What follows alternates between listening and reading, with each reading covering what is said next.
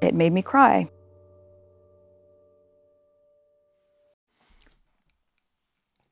This one's wife. Useless or malicious or maligned? Hello, I'm H.G. Tudor. There are certain figures, public figures, famous figures, infamous figures, that act as Marmite characters. Many people love them, many people dislike them or even hate them. And then there are some that simply say, not interested. Individuals such as President Trump. There are people who adore him. There are people who can't stand him. Elon Musk. He has his fanboys. There are people that can't stand him. Andrew Tate. He has his fanboys. And there are people that can't stand him. And then, of course, there is this one's wife. Many people who cannot stand her, a dwindling number of supporters, although there is a substantial amount of people who simply don't give a fuck about her. In terms of ascertaining what she is and how she behaves, the lens could be said to be somewhat clouded, dependent on where you stand. For instance, those that support her are often accused of failing to see the deficiencies in her behaviour, that they're unable to identify based on the evidence that she is a narcissist, a user, an unpleasant person, that they show a slavish devotion to her which doesn't stand up to scrutiny. Those that detract are labelled as haters, misogynists and racists. Her supporters accuse those people of being jealous, when they mean envious. They claim that these people are just motivated by a hatred of this one's wife because they are racist, that they can't stand to see a black woman doing so well. Accordingly, they dismiss the views and opinions of her critics, whilst the critics dismiss the views and opinions of her supporters. Might there be some form of middle ground? Might there be a compromise position to understand what she is? Well, an interesting article written by Constance Grady for Vox, seeks to do this. It's headlined "The Impossibility of Being This One's Wife." She's not an expert like Martha Stewart. She's not an icon like Princess Diana, Princess of Wales. Where does she go from here? I'm going to share this with you because it makes some interesting observations about this one's wife, how she's viewed, and poses the question essentially, is she useless? Or is it that she's malicious? Or is she simply maligned? And of course, you can offer your observations in that regard. Grady writes, "What to do with this one's wife, or, Meghan Sussex, as in The Duchess of, which she informs Mindy Kaling she prefers to be called on her new Netflix lifestyle show. It can be difficult to know what to think of this one's wife from day to day. This one's wife has been caught in such a bizarre public trap for so long that it's hard to get an objective look at her. A lot of the criticism of her is rooted in racism and misogyny, levied in such bad faith that it's easy to brush aside. The fury, for instance, over her decision to step down as an active member of the royal family in 2020. On the other hand, there's also criticism that is more worrisome, if true, like all those disconcertingly consistent rumours that she's cruel to her employees. In the midst of this good faith, bad faith slurry, a word this one's wife apparently learns for the first time on her series, there's more questionable stuff that's hard to evaluate. The criticism based on the sense that this one's vibes are just kind of unpleasant. People think that she acts too perfect, that she's boring, that she relies too much on people's goodwill from her time as a punching bag from the royal family, without producing anything new to justify her and Prince Harry's multi-million-dollar media deals. Anyone is within their rights to say that a public figure rubs them the wrong way. All the same, the whole country watched the savvy crisis management firms bend public opinion against first Amber Heard and then Blake Lively, each time working with little more than a sense that both women were sometimes rude in public. Does someone like this one's wife, who has had the British tabloids write non-stop hate propaganda about her for 8 years, really stand a chance? And yet, I see her tell guest Mindy Kaling that her name is Meghan Sussex now, and I cringe. I cringed my way through a lot of With Love, Meghan. So pausing there, this journalist identifies that there has been racist commentary against her, but also recognises that it may well be the case, because of the consistent rumours, that she's an unpleasant person to work for. Recognises that actually she's portrays too perfect an image, that she's boring, and that in actual fact she's got nothing more to offer other than talking about her victimhood in relation to the royal family. So this journalist, although I sense a slight leaning towards this one's wife by perhaps describing some of the legitimate criticism of her as unjustified hatred, nevertheless is striving to find an objective position by recognising that there is both good and bad about her, that some of the criticism may be over the top, but some of it is justified. She states, "I don't know if this one's wife is a bad person or annoying one. That's frankly not my business, and probably not yours either. But right now, she is not doing a good job of being a good celebrity. And the show she hosts is boring. Since that's the capacity in which she is asking for our time and attention, that's all of our business." Which seems a fair proposition, doesn't it? Who are we to judge who she is as a person? But since she's asking us to watch her show, should we not judge that show and determine, is it good, is it bad, irrespective of what she is, i.e. to try and put to one side the relevant lens of looking at her favourably or unfavourably because of the view that you formed about her, and assessing her on the merits of the show itself. The author continues by explaining part of the problem is that as a celebrity, this one's wife has two clear antecedents, Princess Diana and Martha Stewart. Within the showcase of her show, she fails to invoke the spirit of either one with any particular skill. With Love, Meghan lends itself to Martha comparisons, since it is, like Martha's oeuvre before it, dedicated to elevated living. In each of the 8 episodes, this one's wife invites a friend or two over to the lush rented estate that serves as the show's set. She prepares a handmade hostess gift to welcome the friend in question. Bath salts, lavender towels, a lavish flower arrangement, and then collaborates with her friends on cooking and serving a pleasant California casual meal of home-grown garden ingredients. Sometimes she brings in an expert to help with the cooking.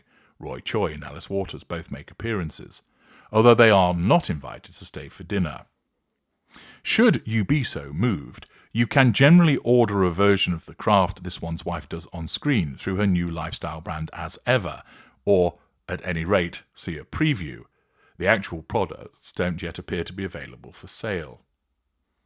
This one's wife is charming and breezy in front of the camera. It's soothing to fall into the trance of watching her capably harvest her own honey and then melt the beeswax into candles scented with essential oils, or cut caprese tea sandwiches into cunning little ladybug shapes. Yet, over time, a sort of black hole in the centre of the show begins to assert itself. There is no central expertise governing the elevated living that we are shown. In its place, there is only non-specific pablum about the power of community. When this one's wife makes candles on camera, she's doing it for the first time following directions she printed off the internet. She keeps sprinkling edible flowers on everything, even as she admits that they are tasteless. At one point, this one's wife laughingly protests that she is no professional chef, just comfortable in the kitchen. She's right. She does not have the culinary range to anchor a true cooking show, and yet the entire show is built around watching her cook. That's the thing that takes up the bulk of each episode, which means, in practice, we watch her make the same very pretty and doubtless delicious crudité board at least 5 times over the course of 8 half-hour-ish episodes.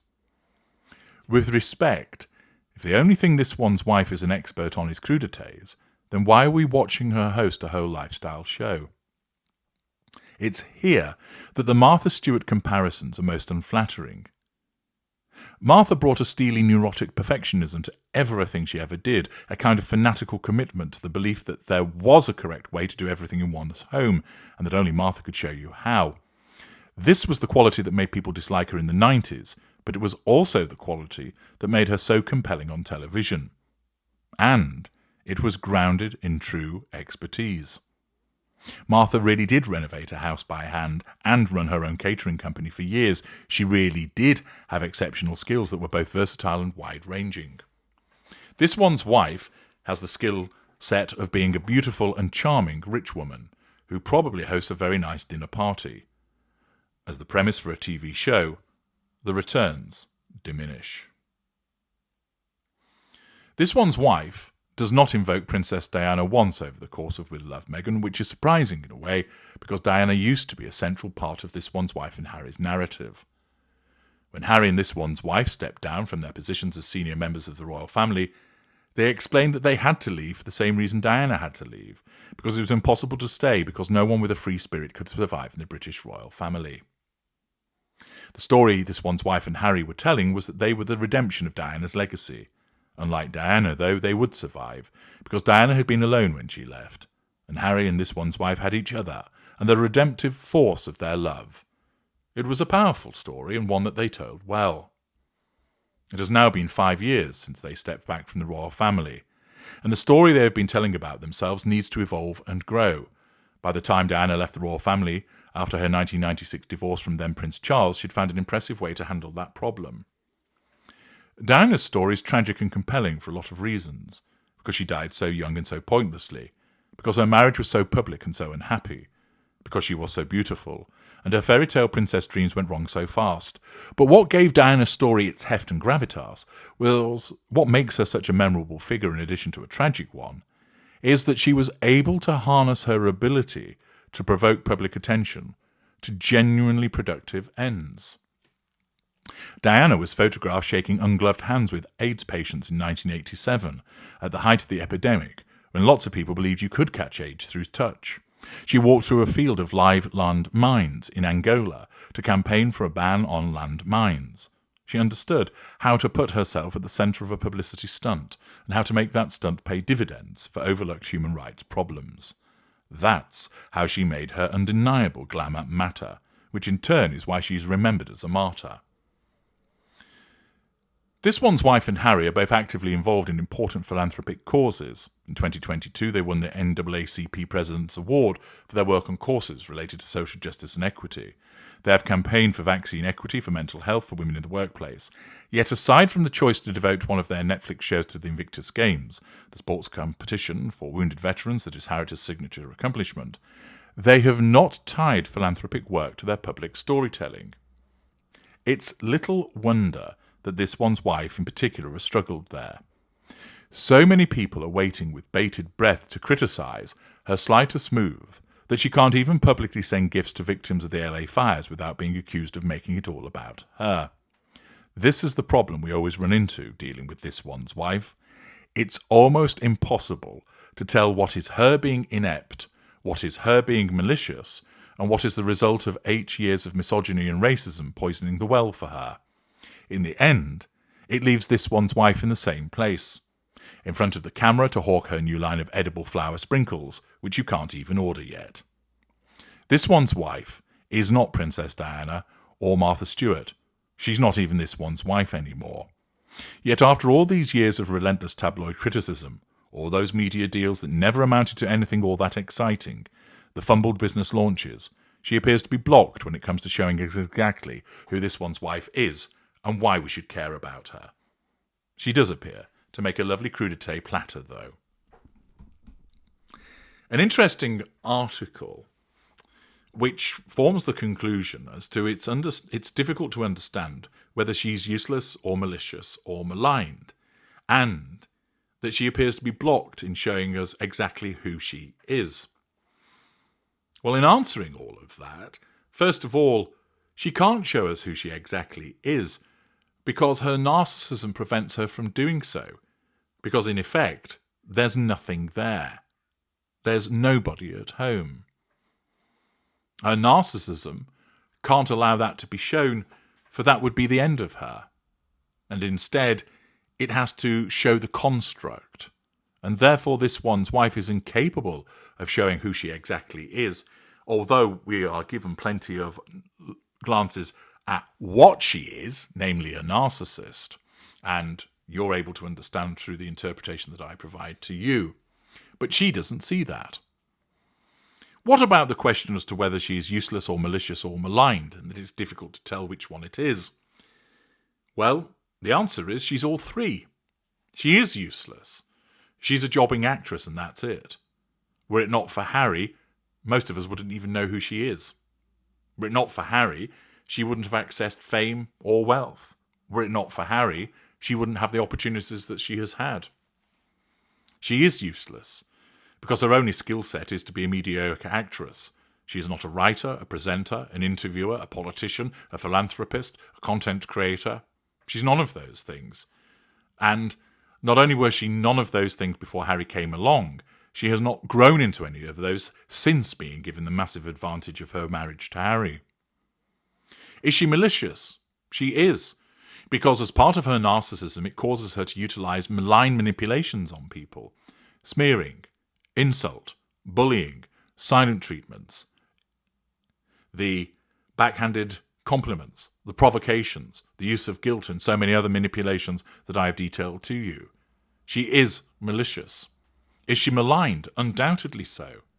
She's maligned by many people across social media, below the line, and in the mainstream media itself.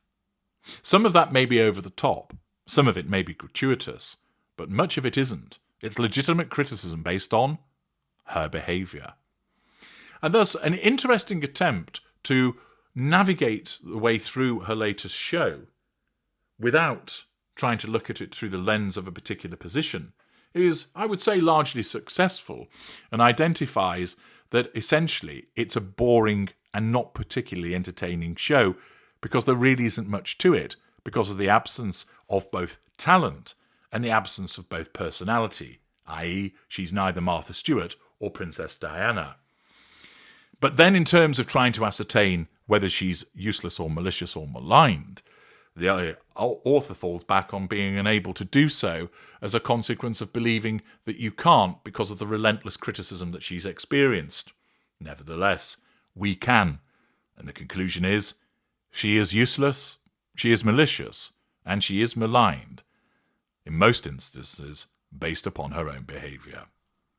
Do you agree? Let me know your thoughts in the comments section.